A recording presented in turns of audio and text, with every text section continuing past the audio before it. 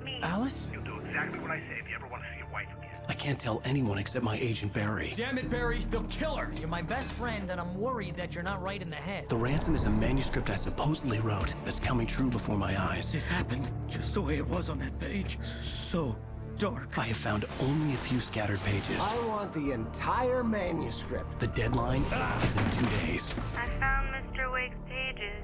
Good girl. How the hell did she get her hands on the manuscript anyway? I don't know. She's resourceful. I told you you were too hard on her. Listen, I found out all sorts of interesting stuff while I was digging around. Yeah. Mr. Wake, it's Sheriff Breaker. We have an FBI agent here, Agent Nightingale. FBI? He's anxious to see you. You'd better come to the station. Okay, I'll be right over, Sheriff. Let's make this quick, huh? Help you folks? Name's Randolph. I'm the manager. We're looking for Rose. Works as a waitress down at the diner. Rose, sure. Nice girl. Who wants to know? I'm Alan Wake. The writer, huh? I heard on the radio you were visiting. Well, I'll show you her trailer. That Rose, she's a nice girl. Always pays her rent on time. As I was saying, Al, I found all sorts of weird stuff from the local newspaper's archives. This place is crazy. Disappearances, mysterious deaths, urban legends come true, and get this, most of this stuff takes place around Cauldron Lake. Well, you ain't wrong, mister. The Indians thought the lake was a doorway to the underworld. I'm the God-fearing type myself. I don't hold with that sort of thing. Yeah, okay. Anyway, there was an island there owned by a guy called Thomas Zane. Now, some of the articles I found about him make him out to be a famous writer, but I ran a bunch of searches, couldn't find a single thing he wrote. Zane was heavily into diving, so much so that the place came to be called Diver's Isle. But the volcano under the lake erupted in 1970, and Zane went down with the island.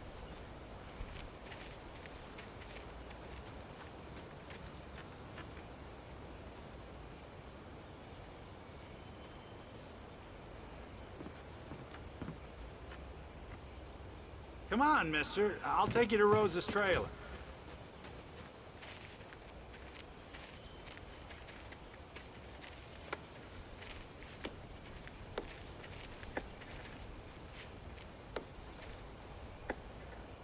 It gets better. A local girl, Barbara Jagger, drowned in Cauldron Lake just a week earlier. They were lovers. Sure, Jagger's a local spook story. The Scratching Hag. Comes for you in the dark. Childish stuff like that.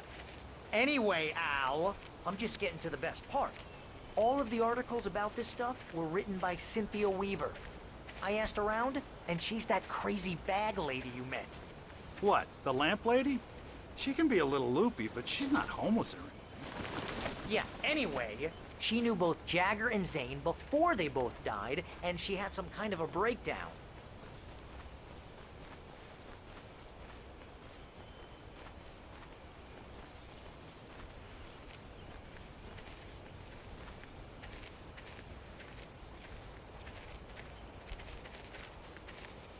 Well, mister, this here's Rose's trailer. You mind me asking what you want with her? We're just here to talk to her, pal.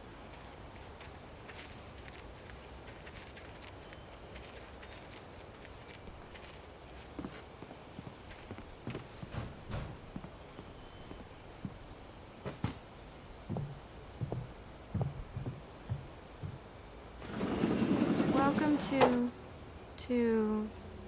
Oh dear. Mr. Wake, I'm so glad you're here. Rose, you have my manuscript? Oh.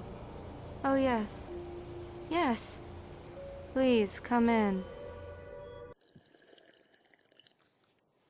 Hey, this is really good. Rose, Yes, my manuscript. I really need it. I understand. I know what you need. A muse to inspire you. Oh, for Barry. She doesn't have anything. Yeah, hey, Al? Al, what's... Oh... Barry! What? What?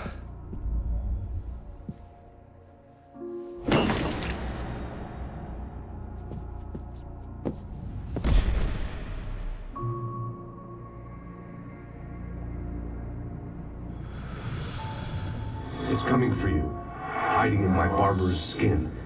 I'm too weak to stop it. You must turn the lights on. I promised I'd come visit you and your lovely wife. You must finish what you started. I insist. You must turn the lights on. Turn the light on. Back to work, boy.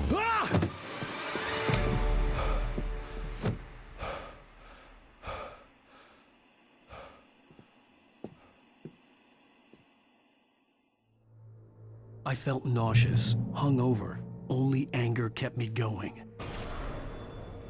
I can't tell reality from dream anymore, but it seems I have an imaginary editor to help me. She's an old woman in a funeral dress. I call her Barbara Jagger. She's very strict. I'm writing faster and faster. My manuscript is being heavily revised. The edits are getting very aggressive, and each day there's less of me and more of her. I hate it, but I know she's right. She promises me I can save Alice this way. She knows more of this than I do. About the complex incantation I'm attempting. About this place. She's worked with another writer under similar circumstances, Thomas Zane. The genre of the story seems to be shifting. It's turning into a horror story. I'm getting close. I can feel it.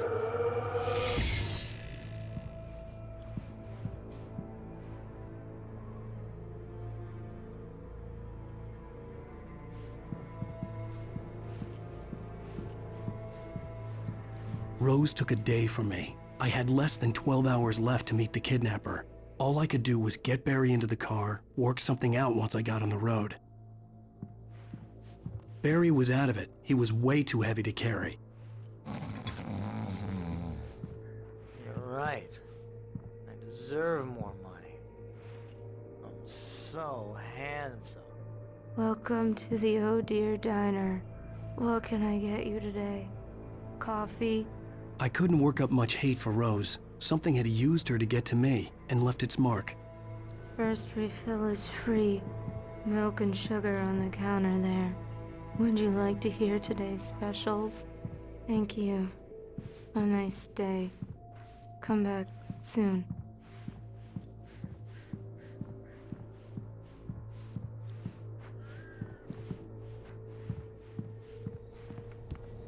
My gun and flashlight were gone. I'd have to find a way to get Barry into the car as quickly as possible. There was no time to waste.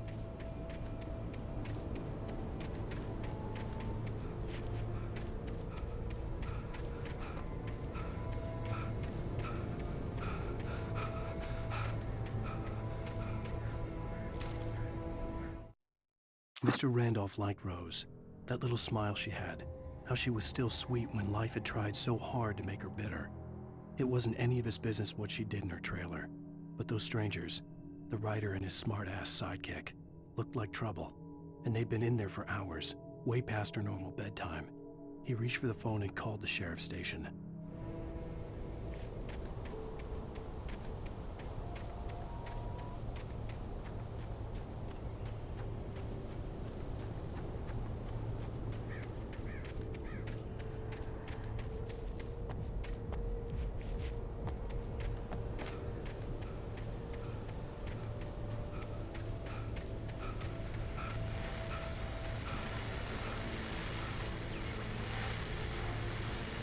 I just stepped outside to catch a breath of fresh air. Let me tell you, the weather's getting heavy.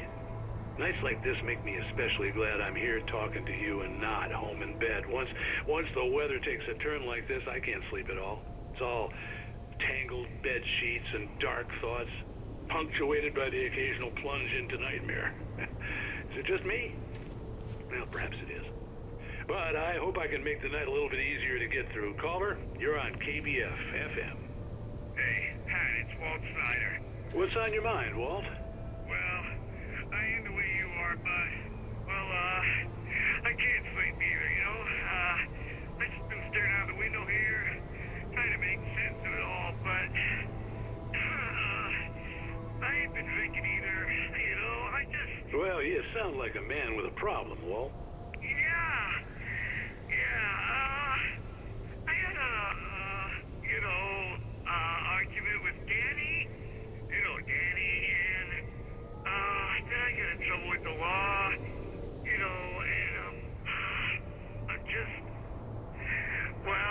something like that, Walt. Yeah. Well, Daddy's my best friend, and, they let me out on bail today. And now I'm just alone here at the window, waiting. Man, there's something in the air tonight, man. I was just outside looking up at the sky above our broadcast tower thinking the same thing. What are you waiting for, Walt? I don't know. But, something's gonna happen. I think I better go. Well, Walt, maybe... No, thanks, Pat. Well, good luck to you, Walt. Hang in there. Let's take a little break, folks. This weather's really something else, huh? How can I be sure you'll walk away?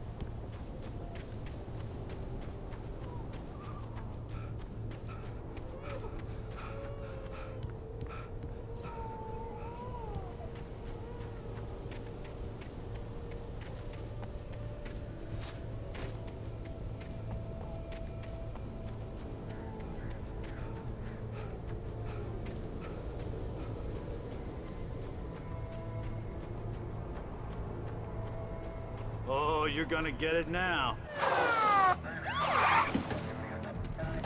God knows what you've done to that poor girl. This is Agent Nightingale, FBI! Get him up, Hemingway! You're under arrest! You move a muscle, I'll unload right in your goddamn face! Stay right where you are, Spillane!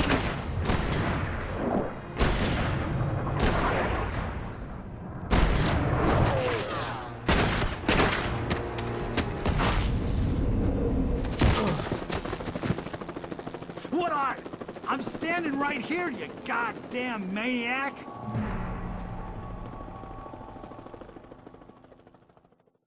I hated to leave Barry behind, but there was no way I'd miss my appointment with the kidnapper. Give it up, Mr. Wake! Come on!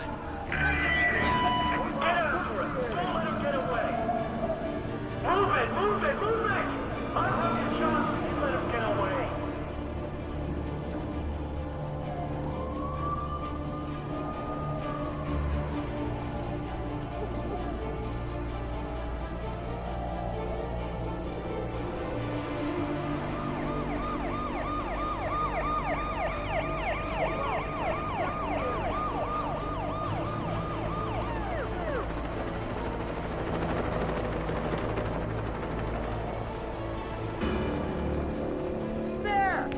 We have the suspect in sight!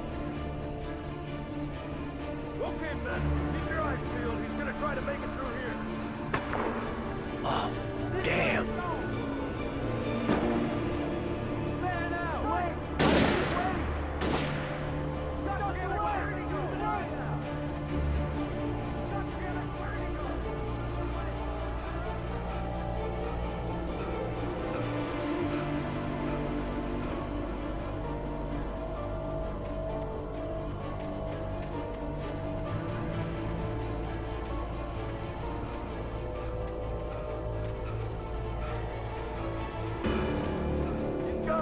Come on, guys. We need to head him off. For decades, the darkness that wore Barbara Jagger's skin slept fitfully in the dark place that was its home and prison. It was hungry and in pain. It dreamed of its nights of glory when the poet's writing had called it from the depths and given it a brief, terrible taste of power and freedom. The rock stars had stirred it from the deep sleep the poet had sunk it back to in the end. When it sensed the writer on the ferry, it opened its eyes.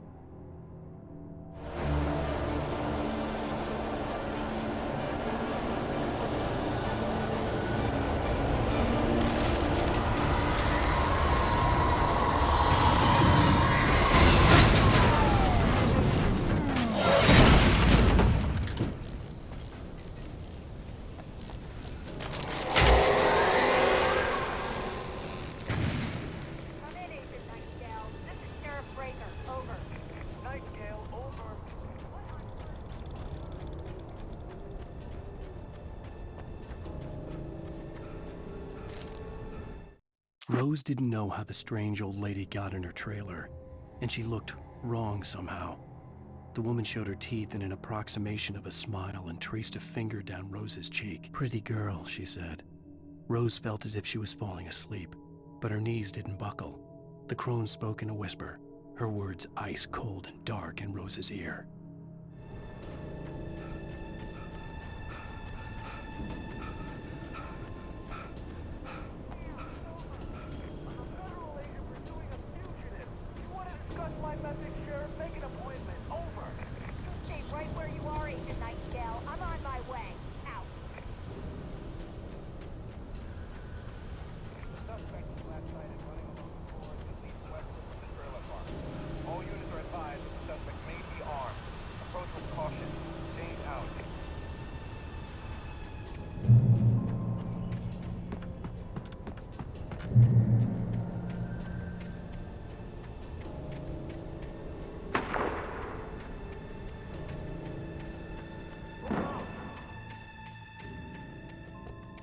Search the area!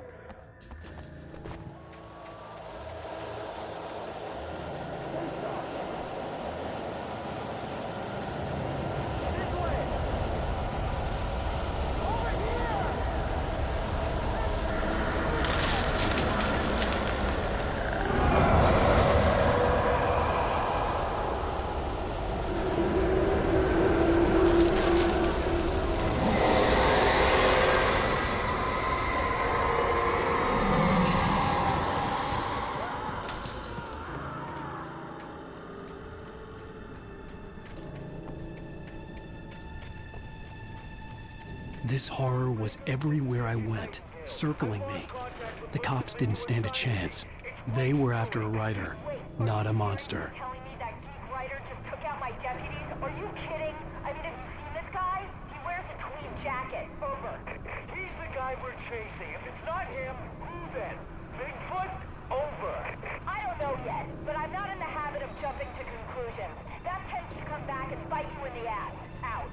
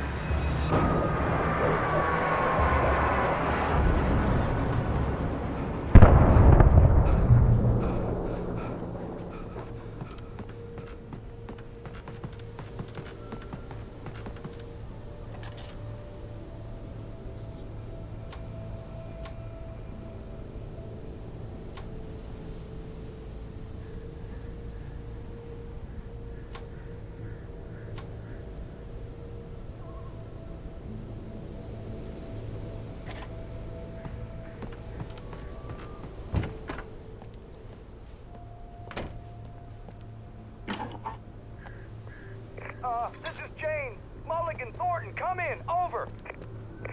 Thornton here. Jane, we got both Wheeler and Rose in custody. They didn't put up a fight or anything. Why, they were... Hey, what are you... Come on! Sit down and give me that. Jane, Mulligan here. Over. Go ahead, Mulligan. Over. We got Wheeler and Rose here. Wheeler's drunk or hopped up on something. Speaking of which, that Fed had a pretty distinctive whiff of Otis Scotch about him, if you know what I mean. Over. I don't have anything on that, Deputy Mulligan. Over. Well, whatever. Anyway, Rose is just being plain weird here. You better get Doc in to take a look at both. Over. Gotcha. You better get them here quickly. The, Fed's gonna want to interview Wheeler. Over. Oh, yeah, I'll bet he does. Looks like they have a lot in common. Mulligan out.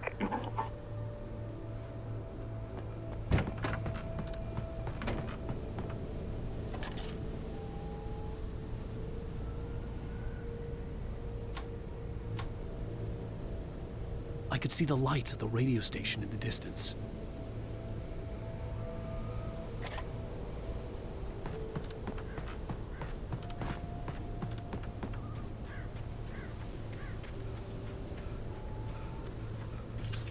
I imagined that the broadcast tower in the distance was part of the local radio station. Maine seemed like a decent guy. Perhaps he could give me directions to the coal mine.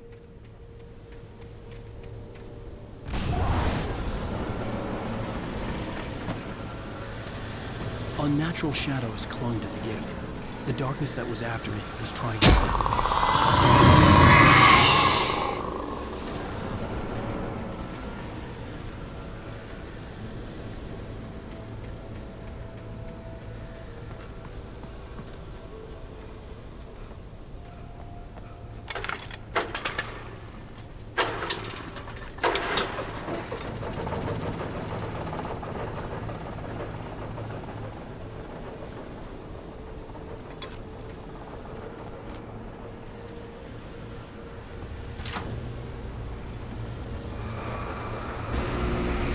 The old generator conked out. I'd have to see if I could fix it and try again.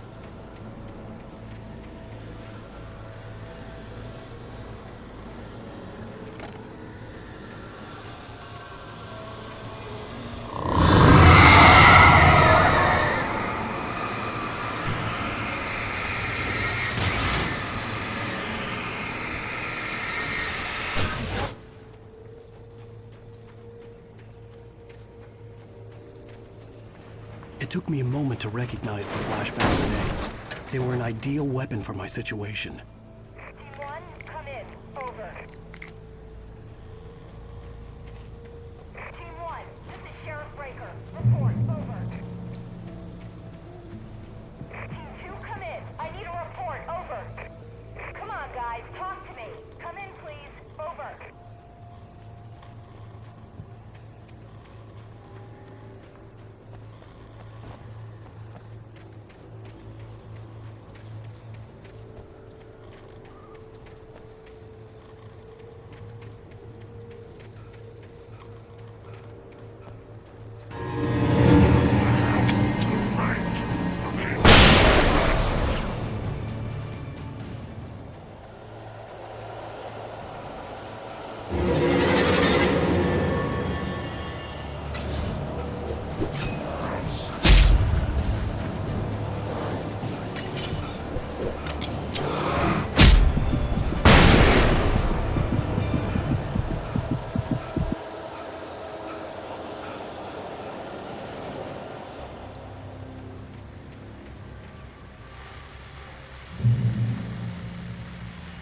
And here's another call. You're on KBFFM with Pat Maine. It's Milt Peabody, Pat. What's on your mind, Milt? Well, I live near the trailer park, Pat, and there's a big ruckus going on over there. Well, that's just up the road from me, too. What's going on, do you know? I don't know, but there's a bunch of police cars there, lots of sirens, a helicopter buzzing around, and I think I heard some gunshots. Gunshots? Yes, sir, like from a pistol. So can you find out what's going on? Because it's just next door and they're popping off guns there. They're still shooting? No, it was maybe 10, 15 minutes ago. It sounds serious. curious, Pat. I'm telling you, it don't sound like no party. Well, I'm certainly going to give the station a call, Milt. Okay. You'll hear it here as soon as I hear from them. Okay, thanks.